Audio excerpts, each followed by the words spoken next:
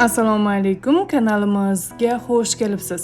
Smorodinaning foydali xususiyatlari haqida video lavhalarimizda aytib o'tganmiz.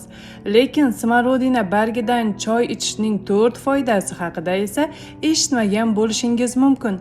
Bugungi video lavhamizni shunga bag'ishlaymiz. Demak, 1. Yallig'lanishlarga qarshi kurashadi. Smorodina bargi damlamasi antivirus va yallig'lanishga qarshi ta'sirga ega. Ayniqsa kuz va bahorda ichish foydali. 2. Xolesterinni pasaytiradi. Yomon xolesterinni kamaytiradi va qon tomirlarini mustahkamlaydi.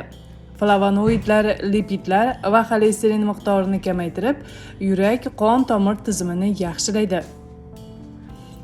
3. Organizmni kompleks himoya qiladi.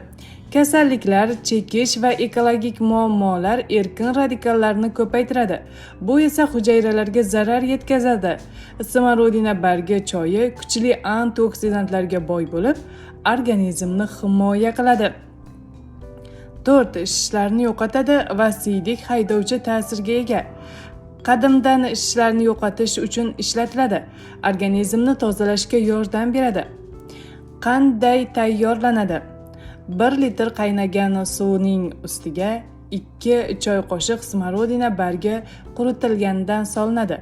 10 daqiqa kutiladi va o'zingiz istagancha ichishingiz mumkin. Buning hech qanday zararli jihati yo'q. Azizlar, sizlarga yetkazmoqchi bo'lgan yana bir foydali ma'lumotimiz shulardan iborat edi. Hayron o'z kanalini kuzating va doimo sog' salomat bo'ling.